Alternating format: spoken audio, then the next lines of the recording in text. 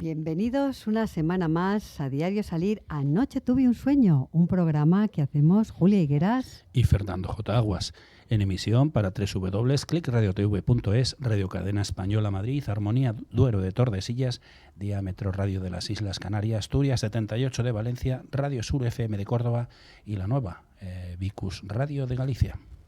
A todos los oyentes, un cordial saludo desde Madrid. Julia, empezamos nuestra aventura radiofónica semanal con mucha formación, información y entretenimiento de la mano de nuestros invitados. Invitados que, como siempre, Fernando, tienen cosas muy interesantes que contarnos. Hoy vamos a hablar de asesoramiento en comunicación y de literatura y ejército. Y para darnos a conocer estos interesantes temas, ¿quiénes nos acompañan hoy? Pues hoy nos van a acompañar Ana Vázquez, periodista y fundadora de Balboa Comunicación, y Norberto Ruiz Lima, teniente coronel del Ejército, filólogo, escritor y comunicador. Muy completo. Antes de empezar, y como siempre hacemos, vamos a recordar que Diario Salir Anoche Tuve un Sueño nace de la colaboración de Diario Salir y Anoche Tuve un Sueño, dos revistas muy diferentes en sus contenidos y estilo, pero con objetivos comunes: el optimismo, el compromiso social, la solidaridad, la accesibilidad y la protección medioambiental. Siempre con sentido crítico, abierto a la esperanza y con vocación de servicio público. Esto es Diario Salir. Anoche tuve un sueño. Y yo, que soy reincidente, Julia, te hago la pregunta que me encanta hacerte. ¿Preparada para empezar? Estoy preparadísima y después de haber calentado la semana pasada motores, pues ahora estoy, vamos.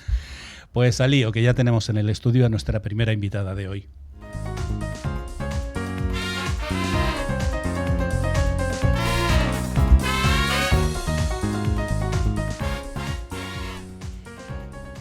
Hoy, queridos oyentes, tenemos con nosotros en el estudio a Ana Vázquez, periodista madrileña que cuenta con más de 25 años de experiencia en comunicación.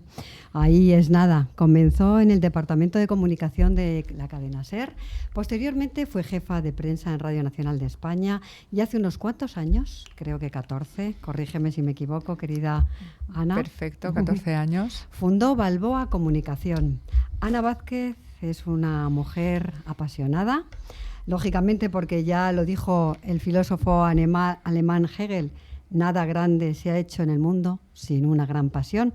Y la gran pasión de Ana Vázquez es ayudar a las marcas a que encuentren su propósito. Nada fácil, por cierto, ni nada más ilusionante. Ella siempre ha defendido la comunicación con valores y lo ha hecho cuando los valores eran la nota discordante en el pentagrama nacional. Lo intangible no tenía cabida en las cuentas de resultados. Pero ¡zas!, eso cambió y Ana Vázquez se convirtió en un referente en su sector. Un verso suelto, muy cuerdo y muy auténtico. Buenos días, Ana Vázquez, bienvenida a esta casa. Buenos días, Julia, buenos días, Fernando. Muchísimas gracias. Gracias a ti por venir. Por invitarme. Ana, tengo una curiosidad. ¿Por qué dejas el periodismo para dirigir una agencia de comunicación? Bueno, yo empecé en los medios, pero en departamentos de comunicación hace 25 años, algo más de 25 años, cuando todavía no se hablaba mucho de comunicación. Y mi caso era un poco especial porque yo hacía comunicación en un medio de comunicación. Y a mi entorno les preguntaban, cuando empecé en la cadena SER: ¿y en qué programa estás? ¿Cuándo puedo escucharte? Y en casa decían: es que mi hija hace una cosa rarísima que se llama comunicación. Entonces, esto es yo tampoco sabía muy bien qué era aquello de comunicación. Ahora estamos todos muy familiarizados, pero hace tantos años, 25, 26, la comunicación era algo bastante minoritario, por decirlo así. Y entonces, tanto en un medio, en la cadena SER, como en Radio Televisión Española, en Radio Nacional, yo venía de comunicación. Venía de los medios haciendo comunicación hasta que di el salto al mundo agencia, que es muy diferente, pero que tiene una base similar. Me gusta muchísimo la comunicación y creo que a día de hoy yo me divierto con la comunicación y aprendo cada día. Para mí es el reto de... Me divierto con mi trabajo y además me parece que en este momento la comunicación es mucho más estimulante que hace unos años porque es mucho más compleja y creo que tiene mucho más que aportar que cuando yo empezaba, que estábamos también definiendo todos nuestro camino. Eso que dices de en qué televisión trabaja o en qué radio se le puede escuchar, yo creo que nos ha pasado a todos cuando dices soy periodista y en qué televisión trabajas, en qué radio estás. Parece que es que no hay otras formas de comunicar, ¿no? Te damos las gracias por venir aquí, estamos encantados, yo estoy encantado de conocerte. He leído en algún sitio que te gusta crear marcas sólidas y cercanas. ¿A qué te refieres? ¿Qué requiere una marca para ser sólida y cercana? Pues yo creo que internamente debe tener ese propósito. Tiene que ser una marca que quiera hacer las cosas de una manera diferente. Creo que en ese debate ya empieza a conectar a las marcas. Es algo que ha venido muy rápido. Están en ese análisis las marcas de unos años a esta parte. Es curioso porque hemos tenido durante muchos años, ha habido un cierto inmovilismo por parte de las marcas en pensar y en hacer las cosas con muy pocos cambios, con muy poca evolución, pero de unos años a esta parte, y quizá porque la sociedad lo pide, las marcas han visto la necesidad de cambiar su propósito, sus valores, como mínimo de revisarlos. Y ahí estamos en las agencias o los profesionales que nos dedicamos a la comunicación para ayudarles a fomentar ese debate y para enseñarles que se pueden hacer las cosas de otra manera, revisar un poco los objetivos o como mínimo cómo hacer las cosas para conseguir los objetivos que te planteas. Para mí eso es la comunicación, o ese es el reto que tenemos ahora mismo en la comunicación, transformarnos también en nuestro sector para dar respuestas a marcas que no pueden o no deberían presentarse en el mercado con el mismo posicionamiento, con idéntico posicionamiento que hace 4 o 5 años. Bueno, ha cambiado todo mucho, ¿no? Realmente los consumidores están empujando, ¿no?, ese cambio. Yo siempre, al principio, ya lo sabes bien, Ana, pensaba que el cambio tendría que venir por arriba, ¿no? Y tenía que estar liderado por gobiernos, etcétera, etcétera. Pero ahora sí que he visto que hay un cambio porque son los consumidores, sobre todo los millennials, la generación Z, todos estos que quieren un cambio ya. En todos los aspectos y en todos los ámbitos, ¿no? Y están obligando a las empresas a que así sea, ¿no? Y vosotros desde los departamentos de comunicación, las agencias de comunicación, tenéis que plantearles a las empresas que esto es así, o lo toman o cogen este camino o tendrán muchas dificultades para seguir, ¿no? Estabas hablando de pocos cambios, poca evolución, hay que cambiar los propósitos y los valores. ¿Cómo se consigue que den ese paso al frente? Muchos que todavía se resisten porque el asesoramiento en comunicación es caro, dicen, y además mi sobrino ya lo lleva muy bien. ¿Os seguís encontrando con ese problema? Sí, es así, es tal cual lo cuentas, Fernando. Lo que sucede es que hay una parte que es ineludible. Lo que comentaba Julia lo ha definido perfectamente. La brecha digital ya ayudó a esa reflexión. Los jóvenes se acercan a las marcas de otra manera diferente y ya no consumen de la misma manera la información que nosotros consumíamos hace unos años. Durante mucho tiempo en comunicación hacíamos las cosas prácticamente con unas ciertas inercias, pero ahora un millennial no consume la información igual, y los que tenemos sobrinos o hijos pequeños vemos que en una pantalla están consumiendo contenidos, buscan la información y demás. Estas personas ahora están demandando otra serie de cosas que nosotros quizá en nuestra etapa no éramos tan críticos. Hay un espíritu crítico y los jóvenes efectivamente cuando van a una marca tienen una opción de búsqueda brutal. O sea, no sabes dónde te van a ver, si en un YouTube, en una cadena de radio, en un podcast. Las marcas a la hora de definir su estrategia de comunicación tienen que incorporar el ecosistema. Ha cambiado tantísimo que tienen que plantearlo. Esto a nosotros nos ayuda a intentar sensibilizarles de que tienen que hacer las cosas de una manera diferente, por lo menos en comunicación. Pero es que ellos se dirigen a unos usuarios, que esto es lo más importante, que les están pidiendo que hagan las cosas de manera diferente, porque el que coincide con un millennial en su trabajo o en casa, el millennial ya te está haciendo apostolado. Te está diciendo que tienes que reciclar, te está preguntando que por qué haces las cosas de una manera o de otra. Yo no creo que sea una moda. Yo creo que esta sensibilidad la tenemos que empezar a interiorizar todos de una manera clara, aunque sea venido por para necesidad. quedarse. Estoy convencida porque ha venido de, es que Julia lo ha explicado muy bien, o sea, hay un empuje por parte social y estas personas que ahora tienen 20 o 30 años también piensan de una manera diferente a nosotros, valoran y priorizan una serie de cosas que nosotros a lo mejor antes no considerábamos. Entonces te están generando un debate que no es ajeno, y si yo soy una marca y quiero vender, y al final todas las marcas necesitan vender, tendré que pensar qué es lo que me está pidiendo esa persona a la que yo quiero llegar. Efectivamente, así es. Tú, Ana, eres defensora de compartir talento. Por eso creaste un think tank desde la agencia que diriges. ¿Cómo definirías a Balboa Comunicación? ¿Qué lo distingue del resto? Pues creo que queremos... a mí compartir conocimiento me parece muy importante. Y en la comunicación, que es algo que también comentabais, si es cara o no es cara, depende, hay que ponerlo en un contexto. No, yo decía lo que dicen muchos, no, es que invertir en comunicación es caro. No se dan cuenta que no invertir en comunicación es más caro todavía. Más caro todavía, sí. Ahí hay un análisis que nos encontramos todos los días. Yo tengo un sobrino que puede llevar las redes sociales, o tengo un amigo que nos puede... Esa es una dificultad que tenemos. Todo el mundo sabe de comunicación y hay una cierta tendencia a bueno, todavía siguen estas prácticas, ¿no? Nosotros en la agencia lo que intentamos es posicionarnos desde esa posición de consultoría y desde la experiencia que tenemos desde hace tantísimo tiempo. Hemos incorporado perfiles muy diferentes para que, aunque nos inviten a plantear una estrategia, nosotros la podamos enriquecer desde diferentes ángulos, incorporar una mirada de sostenibilidad, incorporar un concepto creativo si se puede, incorporar una estrategia de marketing digital. Yo creo que eso es lo que nos diferencia. La comunicación la vemos cada vez más compleja y pensamos que debe incorporar muchas miradas, o sea, no debe ser unidireccional.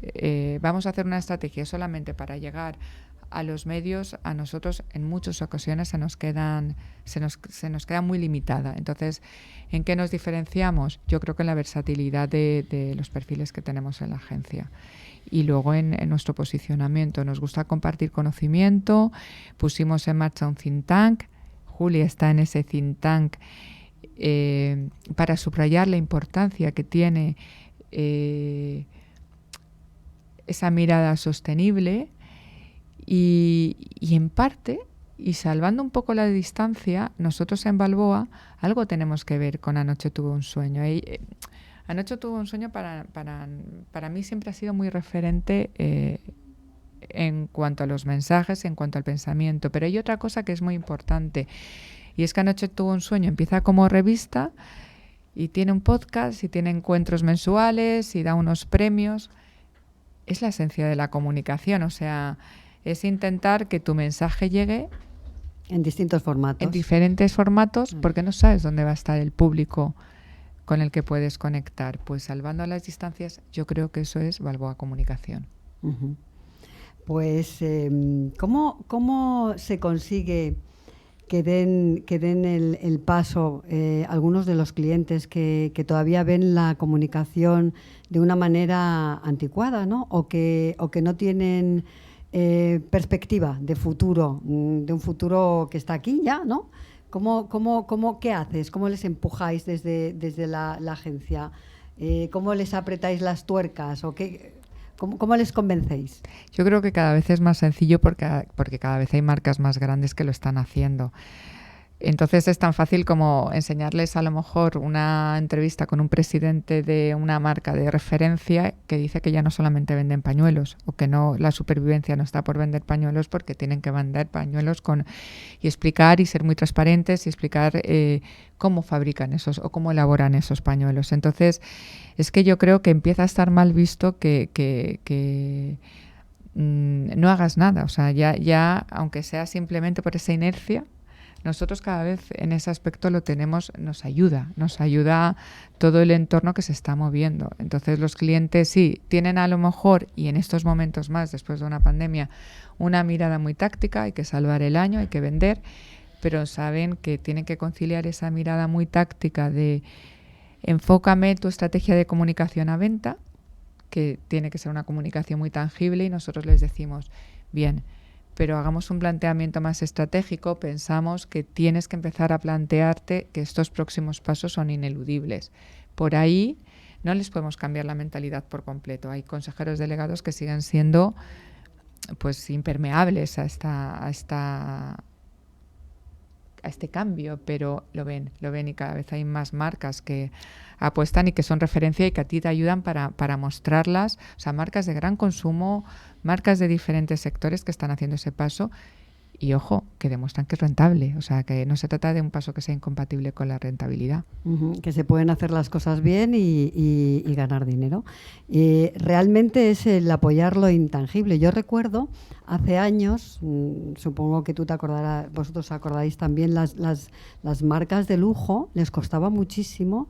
No querían comunicar absolutamente nada, ningún plan de RSC que hacían, ni las ayudas que, ¿no? Y me acuerdo de una marca concreta, que no voy a decir cuál es, que cuando yo comencé la revista había quedado con la directora general a comer y me dijo, ¿en qué estás tal? Y dije, pues estoy haciendo una revista y ella me comentó, y yo no puedo, nosotros no podemos entrar ahí en ese proyecto. Y dije, no te cuento más porque no nos interesa, porque no hacían, yo creía que no tenían responsabilidad social porque nunca la habían comunicado. Y cuando se lo comenté se enfadó conmigo porque realmente tenían muchísimo, pero la culpa no era mía, era que ellos no sabían comunicar todo lo que estaban haciendo desde la responsabilidad social. Y a partir de ahí, yo estoy hablando de hace 12 años, muchos, esa empresa de lujo empezó a comunicar todas las cosas que hacían en esa dirección. Y no han dejado de hacerlo, con lo cual ha debido ser muy positivo, ¿no? Claro. Además, son unos tiempos en los que no solo basta con tener un producto bueno y venderlo, sino que tienes que vender también todo lo que hay detrás de una empresa. Efectivamente, las personas.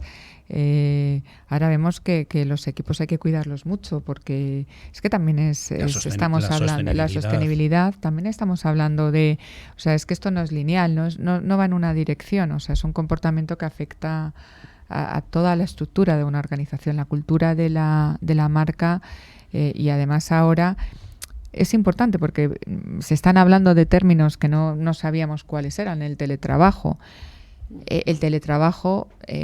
por ejemplo, a mí la palabra teletrabajo nunca me ha gustado, me gusta más hablar de conciliación, porque el teletrabajo al 100% nos estamos encontrando que hay personas que no saben cuál es su conexión con la marca en la que trabajan, porque están 7 días trabajando desde su casa conectado con un ordenador. Entonces las empresas también tienen que hacer un esfuerzo para estimular a sus trabajadores que, ojo, también se pueden marchar. Ahora tienen muchas opciones y vemos que la gente joven cada vez, o sea, es más... tiene las cosas muy claras, o sea, no viene para quedarse en una organización 40 años. Si no le convence, les tiene que aportar algo más de una nómina. O sea, yo creo que la reflexión es mucho más profunda que voy a venderte esto y bueno, estamos en un momento muy, muy bueno. Fíjate, eso es una cosa que tiene mucho que ver con los mayores de 50 años, ¿no? Lo que acabas de decir, porque nadie los quiere contratar cuando a muchos de ellos les quedan hasta 17 años de trabajo por delante. Y yo me pregunto, digo, por lo que decías, ¿cuánta gente aguanta ahora mismo en una empresa de 17 años? Lo tienes 5 años, él trabaja, le sacáis partido y, oye, si se quiere ir, pues que se vaya, y si le podéis aguantar y le podéis retener porque le dais las opciones esas que decías de sentirse a gusto en la empresa, pues se quedará, ¿no? Pero que no es lo habitual estar 17, ni 15, ni 12. Perdón, me estoy quedando sin voz. Pero que es un valor, o sea, las personas son un valor y es bueno que cambien, y yo también les estimulo para que vean otras opciones, pero que para retener el talento las empresas también tienen que... No se casan ya los jóvenes con una empresa porque sí. No, bueno, fíjate, a mí, curiosamente, ya sabes que tengo una hija ya mayor, pero cuando ella vivía en Nueva York y estaba trabajando y a los 4 meses me decía que iba a buscar otro trabajo y yo decía, bueno, vale, no, es que no es la empresa donde yo quiero trabajar. Vale, hija, bueno, vale. La primera vez la apoyé, la segunda, pero la tercera ya dije, esta niña es un culo inquieto, esta niña no va a encontrar su sitio en ningún lado. Y cuando se lo transmití me comentó, no mamá, es que yo no he estudiado tanto y no me he esforzado tanto para quedarme en una empresa que pienso que no está a la altura de lo que yo quiero. Efectivamente, es que las personas preparadas están en posición de elegir. Y eso ha venido a España, que hasta hace bien poco pues no formaba parte del ámbito anglosajón, ¿no? Y no el nuestro, pero eso está llegando y yo creo que es positivo, ¿no? Y eso ha llegado. Que la gente joven nos está trayendo cosas muy, muy positivas.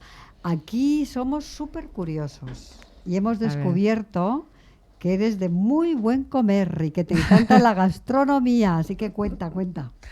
Bueno, hace unos años nosotros en la agencia siempre nos ha gustado mucho los temas gastronómicos, o sea, y tenemos clientes que son, pues diría más que artesanos de la gastronomía que marcas, pero también nos gusta. Estos son cosas que llevamos, que son personales, que al final acabas arrastrando a tu trabajo. Y como ya desde el principio llevábamos temas gastronómicos porque nos apetecía, nos gustaba, disfrutábamos, es que también nos lo tenemos que pasar bien. Pues uno de nuestros clientes y amigo personal es un pastelero que hace las cosas divinamente, que se llama Oriol Balaguer, que es que trabajar con él siempre era divertidísimo, era un lujo y además cada vez que hacíamos algo con él salía todo estupendamente porque es un crack. Y hubo la oportunidad de poner en marcha con otra persona más, de recuperar una pastelería centenaria en Madrid que había cerrado y la pusimos en marcha. Se llama La Duquesita, bueno, y nos lo pasamos muy bien. Allí también pues hago comunicación, posicionamiento de marca y mejor que hacerlo con algo que es tuyo, imposible. Y que encima está rico, pues ya ni te cuento, está, ¿no? rico. Y luego además sales de la agencia que tiene una realidad y te das cuenta que la realidad de la pastelería es otra de... Ostras, el roscón de Reyes, ¿no? Entonces que llegan los Reyes y el roscón. Y el roscón, ¿qué hacemos con el roscón de este año, no? Bueno, pues esa pasión está bien. He conectado dos mundos que no tienen nada que ver y me divierto. Me parece... creí que me habían dejado sin micrófono. Yo sí me estaba quedando sin voz. Es que tengo problemas de alergia y a veces me quedo sin voz. Discúlpame. Estabas hablando de esto de los restaurantes, del buen comer. La pandemia también ha cambiado un poco la forma de entender las cosas, ¿no? Por ejemplo, yo hablaba hace poco con Nino Redruello de Fismuller y La Ancha, que decía que él no quería saber nada de redes sociales hasta que entró en las redes sociales y se ha dado cuenta que es no solo las redes sociales, la página web, la venta, el envío a domicilio, la recogida, y entonces decía que había cambiado porque además habían incorporado toda esa tecnología a las compras, a las ventas, a lo que tenían en el almacén y que claro, habían dado un paso de gigante. Este es un problema que se está solucionando gracias a la pandemia, ¿no? Entrecomillado lo de la pandemia. La gente se ha dado cuenta que la tecnología es necesaria. Es fundamental, aunque haya sido obligados. Es que la restauración se vio muy afectada porque tenían que cerrar. Y además estábamos todos en casa y lo único que podíamos hacer era preparar una comida agradable o llamar a un restaurante. Y muchos tuvieron, y además algunos, porque Nino Redruello es referencia y conoce muy bien, pero había restaurantes que eran muy pequeñitos que a lo mejor tenían 3 o 4 personas y que tuvieron que cerrar de un día para otro. Entonces, los delivery, nos hemos acostumbrado a consumir de una manera distinta. Ahora cuando se ha normalizado volvemos a utilizar esos espacios, pero para la restauración ha sido fundamental. O sea, es que te llevaban cualquier cosa a casa y les ha obligado a evolucionar. Y la evolución es buena, porque luego ya desarrollen más o menos, ya lo tienen. O sea, todo esto siempre es bueno y la tecnología es buena. Apoyarnos a la tecnología es fundamental. Uh-huh. Sé también que eres fan de Van Morrison. Julia, me dicen que te acerques al micro. Ay, que te gusta la gastronomía, era clarísimo, bueno, porque sé que eres de buen comer, pero que seas fan de Van Morrison me deja un poco descolocada, la verdad, ¿eh? ¿Ah, sí? Yo creo que es demasiado potente, ¿no? ¿Sí? ¿No?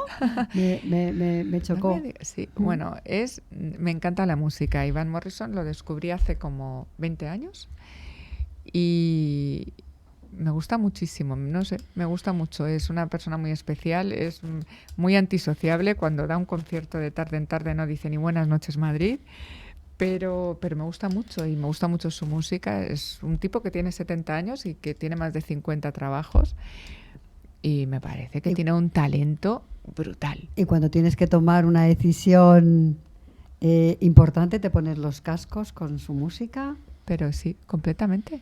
¿Cómo lo sabes? Es que es así. Es que es así.